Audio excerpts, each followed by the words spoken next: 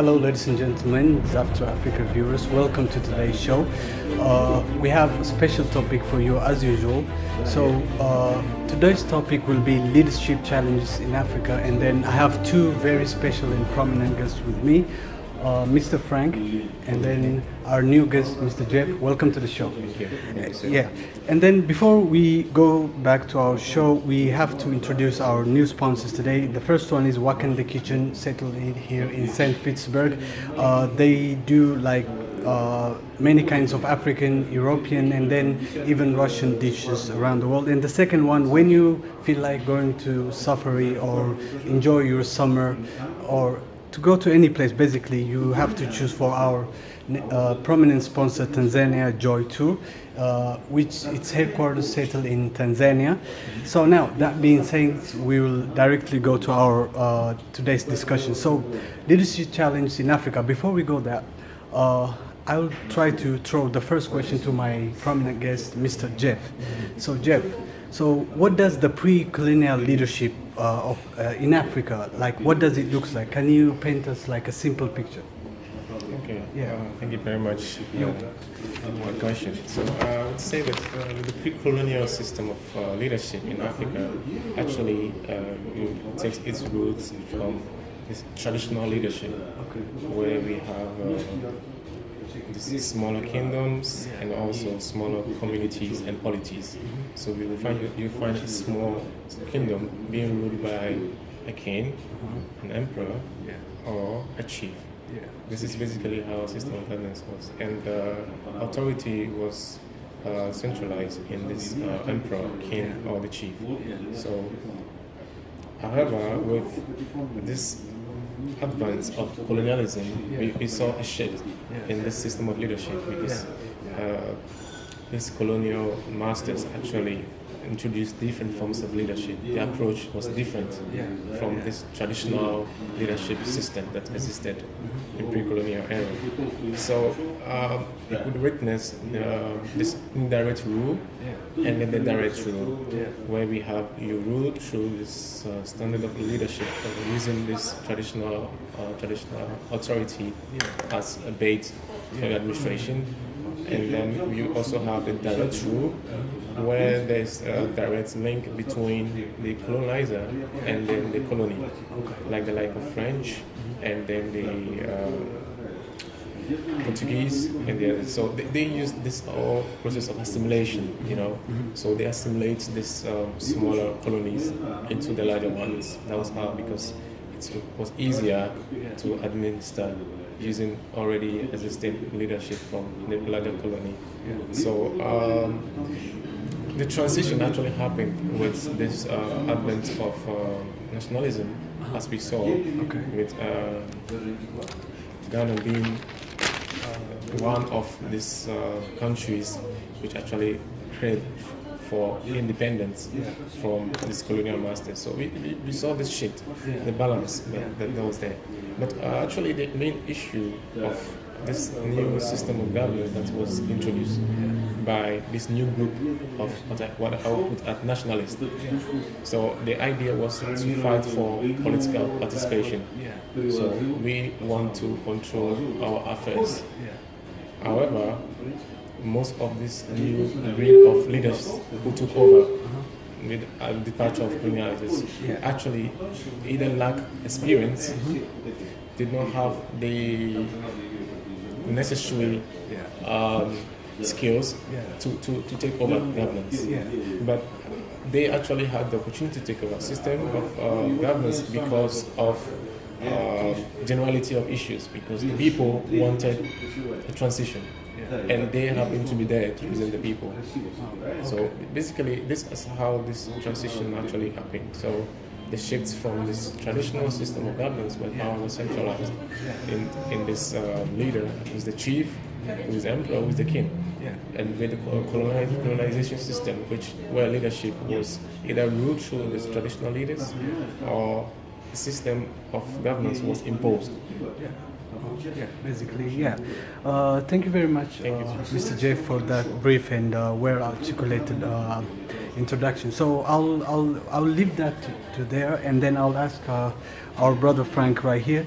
So, what are the post-colonial leadership in Africa looks like? So now, Mr. Jeff, like he painted us a great and brief picture of like what's the pre-colonization looks like and how the leaders took it from there. So, what in generally, like what does the post-colonization of colonial African leadership looks like? Can you please? Thank you, Mike. Dear viewers, good evening or good morning, wherever you are around the world. Your question is very interesting. If we start with the post colonization, then we'll be at the years 1960. From the 1960s, we imaged in Africa a young group of leaders around the country.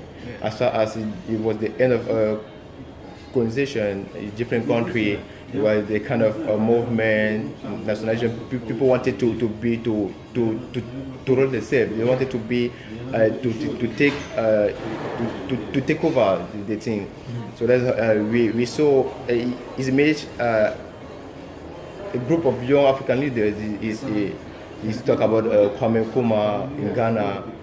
They were in Cameroon. They were kind of Ernest Wande, Ruben Unyobe.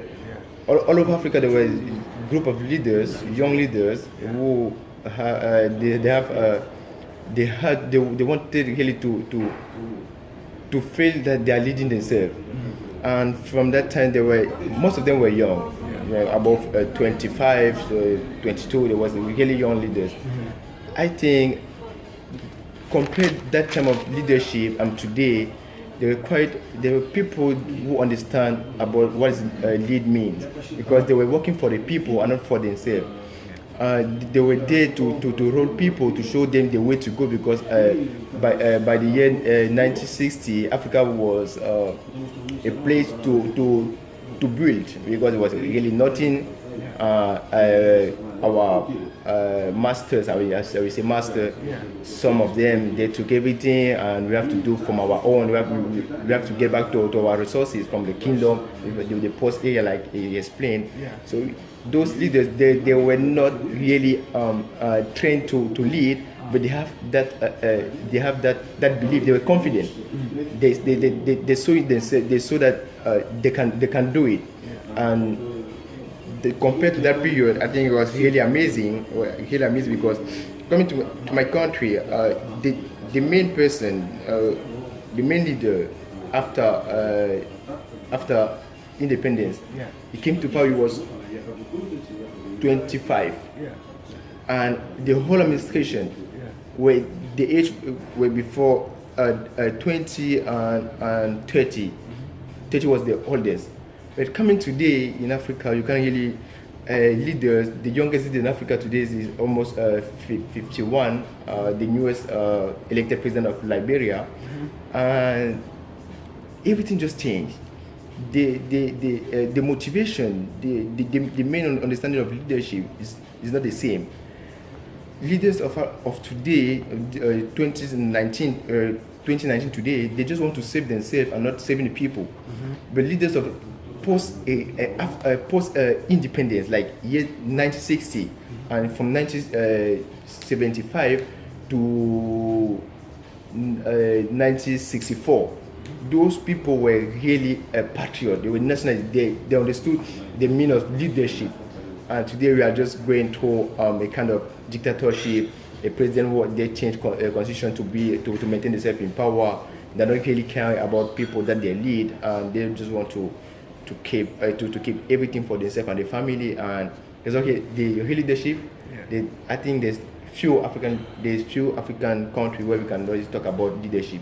Maybe I will say democracy, all those stuff. But compared to that time, I think it was the best leadership in Africa remained the year 90 after constitution. So 1960, we have killed Kwame Nkrumah. I may say again.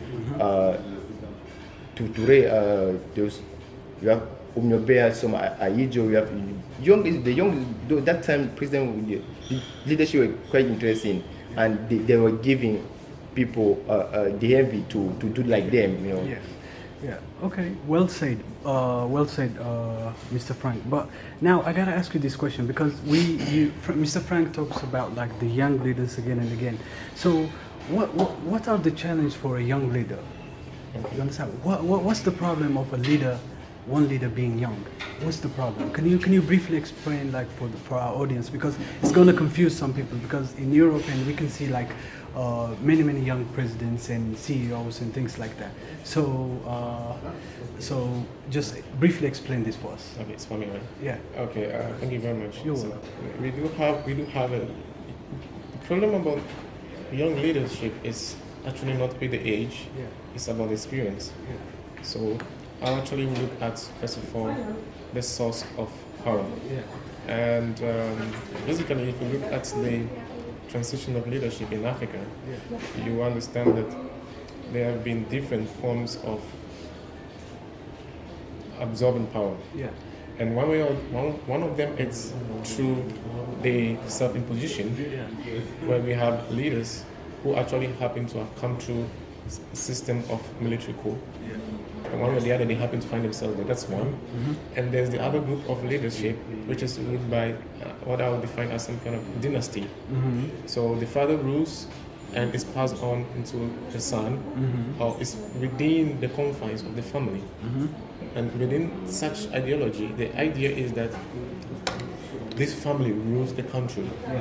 And that is the problem also with this whole idea of these young leaders who were brave. But actually, I will actually point to a few things actually. Yeah. So with these young leaders, yes, you mentioned that we have the opponent here. Ask yourself, does he have any experience with leadership? That would be It's one a question. big gap. Yeah. It's a big gap Yeah. because if you live at the past of African leadership, you realize that often there were people who were actually prepared for power. Yeah. You could talk about the likes of Kwame Nkrumah, Yeah. Julius Nyerere of Tanzania. Yeah. We could talk of Nelson Mandela Yeah. of South Africa. South Africa. Yeah. And Jomo Kenyatta of Kenya. Yeah. So we could talk about this group of leaders. They were prepared for power. You understand? Okay. But this new group of young leaders, I would say that though we have some, of course, we have this young leader of Ethiopia is Ahmed Abiy is also around 43 years old. Yeah. And Yeah. he actually happened to already be in this system. Yeah. But he came to power at the age of 15 years old when he was part of this military insurgents. Yeah. So the problem is not about this leadership, which happen to be under a very young age. It's about experience. So if the people actually, these young leaders are very experienced in terms of what is the reality of the people, and what is their source of power. So if they are coming to power, are they coming to power to please the people who actually help them to come to power, or they understood the realities? Like the likes of I mentioned Julius Nyerere, Nelson Mandela, then they came up with policies. You understand? This issue-based politics. Yeah.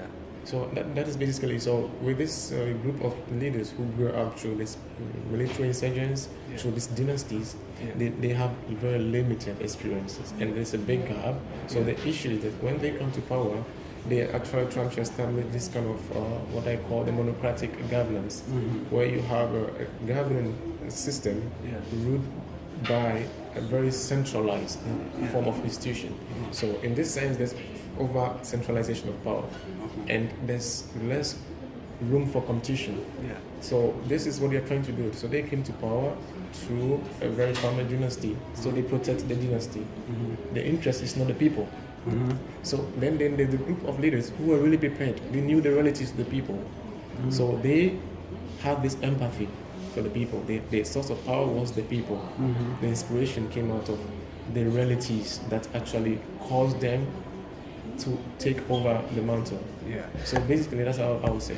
All right, ladies and gentlemen, there you have it. So about these young leaders, as we see clearly, as Mr. Jeff provided good information for us, it's not about them being young. It's all about not prioritizing the people. So this is a channel for young leaders. So we're not discouraging in any way, shape or form young leadership, but we have to point out the truth. So now we're going to continue our discussion a lot more, but we got to take a commercial break and then we'll be back.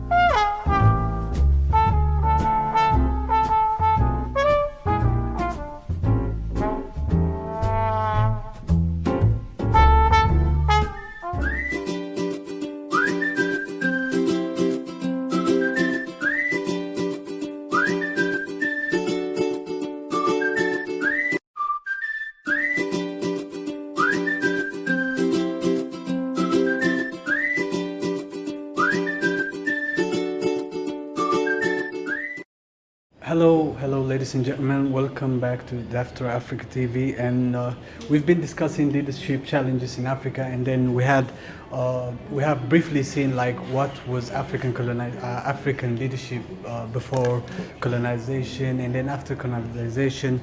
Our prominent guest gave us a brief explanation for both. Before now, we're gonna go back to our next topic. But before that, I have to remind you that today's sponsors are Wakanda Kitchen. We have in Wakanda Kitchen different type of foods, Europeans, Africans, and even Russian food. So when you feel like to quench your thirst or to calm your hunger, you can go visit Wakanda Kitchen anytime. And our second sponsor is Tanzania Joy Tour, which is centered in Tanzania. And you know, summer is coming right now, so if you want to go back and forth, visit some places, so Tanzania Tour will be your first choice. So now, we'll go back to our discussion, and then the second question will be, I mean, it's going to be generalization from now on. So generally, what are the current leadership challenges in Africa? So I'll give it to you, Mr. Jeff. Okay. Yeah. Thank you very much. You're welcome. I'll say that there are many challenges actually. Yeah. That's to be very sincere. We will point out many issues, but I think that I'll focus on the very key issues that we have currently. And one of them that I'll talk about, it's the idealization of power. De-idealization Idealization of power. Yeah. Basically, what I mean by this is that the nature of our political leadership, or our nature of our political landscape now, actually, it's throwing within the line of tribalism, and then along ethnic and tribal lines. So, what happened was that prior to this nature of this key aspect of democracy is ideology. That what you actually have with the people. Yeah. So it's the ideology that drives the system. Yeah. You understand? It's Yeah. some kind of a guiding rule. I call it like some kind of. Is it how the real lines are? Yeah. Is this how the ideology works? So the real is working along these lines. You understand? So, but in the nature of African politics now, undisputedly, most of our ideologies are within the lines of my group and this ethnic lines that I come from. Like ethno-nationalism. Ethno-nationalism, basically. So yeah, okay. the idea is that these people actually are not voted on based on their experience. So the right visionary leaders are not voted. Yeah. And this comes to the likes of the mediocre. Yeah. So they come to power because they believe that they can convince this majority ethnic group to their favor, and then they can come to power and project their interest. So the interest is not the interest of the nation, but the interest of the group. Exactly. I couldn't agree more. And so, then just one more. I just also want to add that the other issue also has to do with the issue of lack of empathy for the realities of the people. I believe that African leadership can actually advance if the leaders can really understand the realities of the people. And this will come through being visionary, acquisition of skills, and also being in line with the realities of the people. So for instance, if you came through power through a dynasty, you do not understand the realities of the people. You came through the line of a family that have been absolute power for a very long period of time. So you are completely devoid of what the people actually go through. Exactly. So basically, I think that this are the two, but there are many more. But our church, this basically are the two ones actually, which are actually we need to pay key attention to. Exactly. Now, I would like to thank our guest Jeff here, because he gave us a brief explanation of what are the key problems of the current African leadership.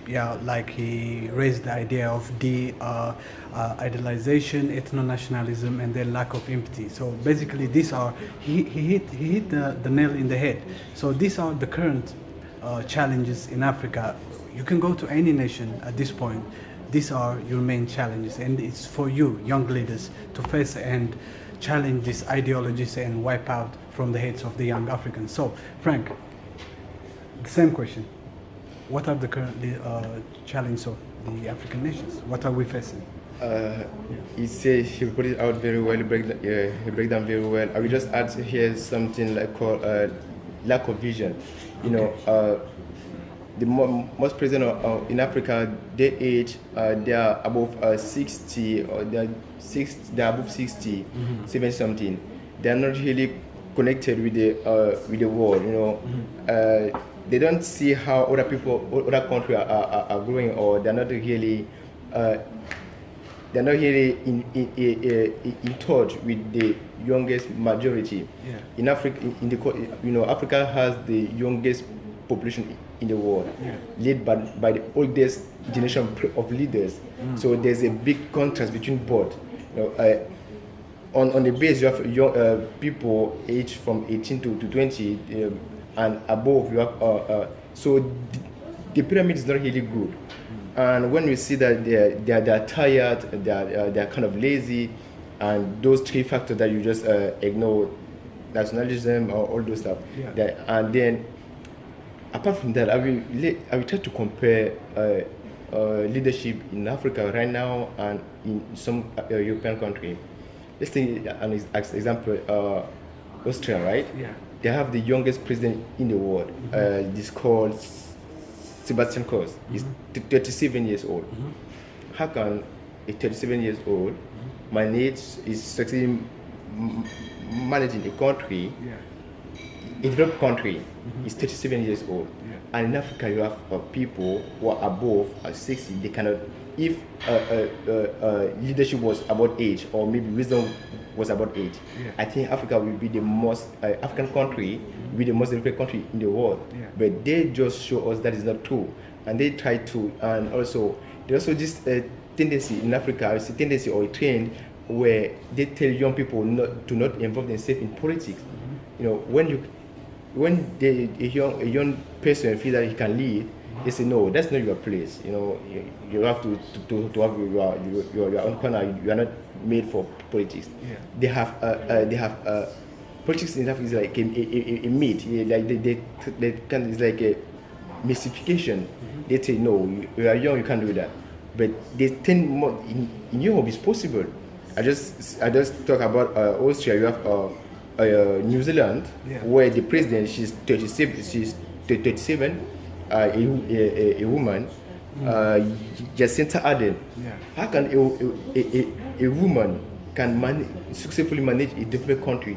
But in Africa, we do not have those kind of people. I don't know, but I beg to differ. I think that's the problem of leadership. If we talk about age, I think we'll go back to the same center. You understand? As you mentioned, of course, you have we can actually compare African scenario with the Western are completely ahead of us. But we can actually take lessons from them. That's what I believe. Exactly. Understand? From that point, the painful thing is that compared from the post-colonization, like where you have young leaders, life was much better than now. And we are talking about the challenges. The challenges are about like staying long in power. When you after a couple of times in power, when you give your best, you cannot change it. You see only like you feel yourself to be the god, to be like it's not, that cannot be. That's the most problem. If you could if after having two terms or 3 terms, you leave the power, other type of leader will emerge with new with the new programs, with new vision, and vision goes with the world. When we are not connected with the base, like let's take like I say, it's a pyramid. There's a big distance, there's a big gap between the base and the top. That's the most challenging issue now for apart from those three. Actually, I maybe I'm wrong, but I think I come from a very different angle. Actually, when we analyze the issues of this nature, My brother here, he can also take up power. He can equally take power. He have the chance to be a leader in Africa. Yeah. Am I wrong? Yeah, Of course. So, no, No, okay, for- now for now- The issue actually for me, I don't have a problem with being in power for long. You Yeah, know, yeah. my problem is that when your policies are actually in line with the relatives of the people, yeah, we've had monarchies in the past Sure. who have actually led and ruled for a very long time, and we can actually measure Yeah. their progress and the level of development. You Yeah. understand? Yeah. The issue of Africa is actually not about the age. Yeah. If you are staying in power for long, if you are improving yourself and you're personalizing power, yeah. you should do things. Your policies should be in line with the relatives of the Aligned with people. the- Understand? Today, stay in power for long. Here we have a problem of generation. Yeah. You have an old generation in power and the youngest generation. They cannot really understand the need of the people. That's why we have a history. Yeah. So, And we believe that history always You takes have us the to our history. roots. Okay, You calm have the down. history. Now I gotta control this debate again. So now we're having like two completely opposite type of ideologies right now. So now I just want you both to break it down easily. So I'll start with you, Mr. J. Go on. The problem actually, I said early on that Yeah. it's not about the age. Okay. I don't have actually a problem when the president of Rwanda, Paul Kagame, is in power and he is doing the right thing. Yeah. And actually, you can see for yourself that he's actually doing many things that actually is becoming a center of attraction for many European nations. Actually. Yeah. So the problem actually is not about age. Yeah. It's not about the length of power. Yeah. It's about what you do when you're in power. Exactly. So I always go back to say that the issue is that there's completely no ideology, or the issue actually goes back to policy reversal. Yeah. So they're actually doing the same thing that was done in the past. Yeah. I And that is yeah. why the loss of touch actually comes in. Exactly. Because if you don't understand the realities, Yeah. changes Yeah. happen, Yeah. and development is dynamic. Understand? You Yeah. can measure the development of 50 years ago Yeah. in post-colonial Africa Yeah. between the 1960s to our current development. You understand? Yeah. Things have changed. So if you talk about the new generation, you talk about this group of. We still have the old generation part of the new generation. Yeah. Do you understand? So actually, my argument actually goes down to the problem is not really about the length of power. Yeah. It's not about the age. Yeah. Understand? Yeah. Because if you look at the nature of African politics, it's completely different from Western politics. No doubt. We come from a patriarchal society Yeah. where we centralize power Yeah. in age. Yeah. We have what we call the head of a family. So we believe that this head of the family must be at a level where he can make decisions. So this is how we are. This is how we grew. This is how society was structured. Understand? So we can take out that completely out of the picture. But the thing is, what you actually do. What are your policies? Sure. How do we measure development? We have different indicators. Exactly. And in economics, there are actually different levels of measuring development. So in my opinion, we should actually not pay so much attention to this Western Eurocentric analysis of staying in power for long. Okay. Because this is how actually our system of governance actually have been developed over the past years. We should pay attention to this yardstick at which we measure development. What the leaders do when they were in power. Okay. And that is how we can actually improve the situation. Yeah, thank you very much, Mr. Jeff. He gave us, I'll come back to you, Mr. Frank. He gave us a very, very articulated explanation of which I personally agree with.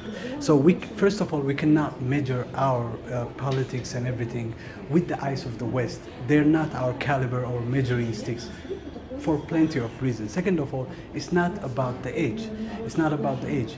Even the oldest president or whoever he is can have the best young team by his side and rule at the same time. It's not about the age, it's all about the policies. And now, that being said, Frank, your rebuttal, please. I record him. He say development is dynamic, right? Sure. Development is dynamic. When you have, we agree that leadership is not about age. As far as it's not about age, you have to allow the youngest generation to become leaders. You guys are agreeing that okay, if the president can rule for long, and if he has a good policy, it's good for the people. But I will say this thing. So let me ask you a question. Let me just interrupt you a little bit. For Yaduma, Yeah. the president of Togo, he's very young. He's in the ages of 53 or 54. He falls within that age range. this is a very young president. Yeah. So he's coming from a family dynasty. Let me tell you, Frank, so in this state, are you gonna say- no. One Let by me tell you. one. Let me tell you. Okay. Of course, every host has exception. He took example about Togo, right? Let me take an example about Liberia, where we have a new leader, President George Weah, right? He's also young, but he's a good type of leader, like the kind of leader that I would say good type of leader. Okay. You say that in Africa we have a problem about dynasty, like power is given from father to son. Mr. Yedema, he got his power from his father. So he's not a leader elected by people. So he's not really there saving people. But he was voted. No. Elections. Let me elections. tell you. There are people of Togo today are striking, are asking him to resign. Is it true or not? They're asking the president to resign, but not far from Togo, Liberia, you have a young president elected by his people because they understood that this guy is carrying our dream. I will take another example in my country, personally. We have a president, he has been there for 37 years. Yeah. And he was elected. And one term is 7 years. So 37 plus 7 is 42. So he wants to lead for 42 years. And at some point, when you do something currently, you cannot improve. So This you is see actually now- where my You point cannot comes in. improve. So he mentioned. Coming up from Let's have the control. condition. Let me give it to him and I'll give No. You agree with him. I want to give him more. Listen to this way. Okay. When we talk about leadership, Okay. leadership should fit the growing of the country. Yeah. And all we agree that bird of same fly together, Yeah. right? If you have an old leader, Yeah. 70% of people around him, of his team, will be people of his age. Yeah. And that's not really good. That's an assumption. No, it's it because you can get statistics. Can you give us an example? Example, let's take an example. Okay. An example, Nigeria and Cameroon, Okay. right? The government in my country, the average age of government is 79 years old. The average. The president is 89. Okay. The president of assembly is 78. Is 83. The president of the prime minister is 64. Yeah. And the president of the president of Commercial Chamber is 66. In Nigeria, you have the same thing. You have the old leaders. If you are old, you cannot work with the young people because they are dynamic. They always want change. Let me tell you. I mean, This is okay, this is now where the I'm link gonna comes give it- in. yeah, okay. You know, he mentioned Liberia. I really respect his opinion, but I think that probably is going out of context because if you talk about George Poponu here as a young leader who took over the realms of power from a completely very old regime, and talk about Sir Ellen Johnson. Yeah. Man, let's be very realistic. This woman actually took a country that was born out of slavery, born out of conflict, a very conflict-prone area, actually, to become a more liberal country, which actually development we began to see actually with how peace and stability actually was incorporated. So he actually took over power from a system that actually was working. Yeah. So he didn't take power from a military. No. you understand? So, Wait, if wait. he's military. Oh, no. Wait. That's what I'm saying. That if you're Let me measuring- tell you. if you're measuring No. development, I have to put something clear. what has John Ponui wait, done? wait. That Mr. we John can Ponui- say that Okay, he we have to actually take control of this. can actually stand for the young, Yeah. ruling a completely, because we still have our system is built on a young and old generation. Yeah. You understand? That being said, I have to cut it right here because we're losing control of the conversation. No, he says something that's not real. You say Johnson. just solid. She took a country out of A conflict-prone slavery. Mr. George Weah, he took a country out of civil war. So it's the same thing. It's almost the same thing. You can take also Sierra Leone, where the president is also young. Here, I'm not saying president should be young. I'm not saying that the first factor for a leader is being young. No, but according to the population, because population is young, and the way the world is going, according to like an old president, he can't really understand the challenge, because let's see the country. Do not see your country with the neighboring country. See your country with other country, right? What I really want to say by this, when you say a country with a young president, he has a young man. He's thinking about with the world. He's thinking his first step when he want to take a decision. He's not seeing other countries. He's thinking about the greatest country, how the greatest country is going. So he's made his policy according to the direction of the world. You understand? So if you see the trend, and that's how people should be. That's how I see a good leader should be. A good leader should live in his generation.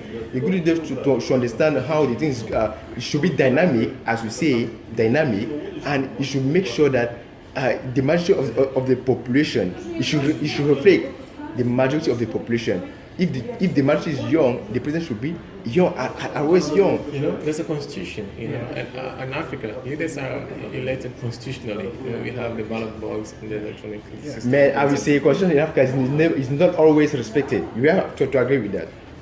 They have deficiencies. I won't say that it's not always, but there are exceptions, of course. But let me just ask my friend here. Okay, so go on. If you were given the opportunity to rule Cameroon, will you rule Cameroon or not? And do you think you can do a better job? I will. And why do you think that you are better than the current president? I will not say that I'm better than the current president, but I have some. It will be kind of easy for me, because the majority of citizens, we are almost the same generation. No, ask me that question in 10 years, right? I will say that when you reflect the youngest, the majority, and you have the trend, you are part of the dynamic.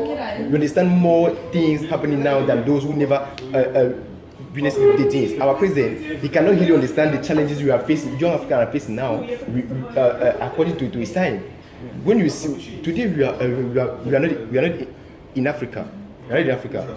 I'm sure you appreciate what you are seeing out here. But as you say, why we do not have that in Africa? Because of the misleading, mispriority of some of our leaders. They're not part of the dynamic. They're not part of the dynamic of today. So I'm not saying that being young is a first factor, but when the leader reflects the dynamic of the population, I think that's it's easy to understand. Well, I think it just goes back to basically what I said. Leadership should be ideology driven, and this should be actually the leaders. So I define the nature of African leaders by just three characters. Basically, it's what you are, how you act, and who you represent. Who you represent, exactly. And what do you represent? Based on these three characteristics, I'll just end my views. Amen. That was a fired up debate, I can say. So today it got a bit out of control, but it's for your own sake. It's a very good conversation. It's going to show like the two dynamics of Africa right here. So the younger, energy-driven Africa, and then the conservative, and then more dynamic kind of Africa right here. So thank you very much for tuning in today. And then let me remind you one more time our sponsors, Wakanda Kitchen here in St. Petersburg, Russia, and then Tanzania, the Joy Tour is where you want it to be. So thanks for tuning in. Make sure you like, share, and subscribe. And then our social media platforms will be in the description box below. So thanks for tuning in. Next time.